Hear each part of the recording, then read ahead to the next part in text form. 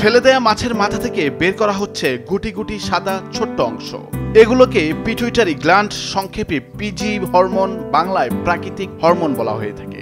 ছোট এই ফেলে দেয়া অংশের দাম 1 কেজি কোটি টাকা পর্যন্ত হয়। দেশে বিদেশে এটি সোনার চাইতেও দামি। এগুলো সংগ্রহ করা যেমন মাছ যারা কাটে তাদেরও লাভ, দেশের অর্থনীতিতেও দারুণ ভূমিকা রাখবে। এটা বাংলাদেশের মৎস্য সেক্টরের জন্য একটা আশীর্বাদ। এজন্য আমি পরবর্তীতে চাকরি ছেড়ে দিয়ে আমি ল্যাব স্থাপন করি। যে মাছ বাজার রয়েছে সে সমস্ত মাছ বাজারের বটিওয়ালা যারা মাছ কেটে দেন তাদেরকে যদি আমরা প্রশিক্ষণ দিতে পারি তাহলে আমাদের দেশের মৎস্য সেক্টর এগিয়ে যাবে। কোটি টাকা আয়ের সম্ভাবনা থেকে যশোরের তরুণ উদ্যোক্তা নেওয়াজ শরীফ চাকরি ছেড়ে এই পিটুইটারি গ্ল্যান্ড কিংবা প্রাকৃতিক হরমোনের জন্য আলাদা গবেষণা প্রতিষ্ঠান খোলেন।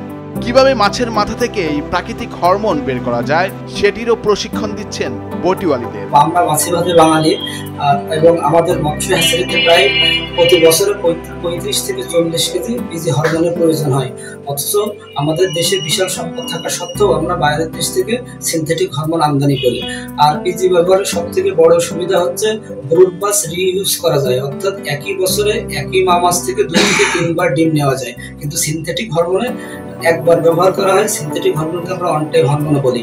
আর পিজি থেকে যে বাচ্চা হয় সে বাচ্চার গ্রোথ রেট অনেক বেশি হয়, তার সার্ভাইভাল রেট বেশি হয় এবং প্রতিকূল পরিবেশের সাথে সহজে খাপ খাওয়াই নিতে পারে। দেশে পিটুইটারি গ্ল্যান্ড বা প্রাকৃতিক হরমোনের বিশাল সম্ভাবনা। মাছের মাথা থেকে প্রাকৃতিকভাবে এই হরমোন সংগ্রহ করে দেশের বাজারে চাহিদা মেটানো সম্ভব। এতে বাইরে থেকে কৃত্রিম বা সিনথেটিক হরমোন আনার তেমন প্রয়োজন হয় না। মৎস্য অফিসার মোহাম্মদ রফিকুল আলম বলেন, পিটুইটারি গ্ল্যান্ড, যেটাকে সংক্ষেপে পিজি বলা হয়, এটির ব্যাপক চাহিদা দেশে। এই হরমোন যদি বাহির থেকে না এনে দেশেই উৎপাদন করা যায় তাহলে খুবই ভালো হয়।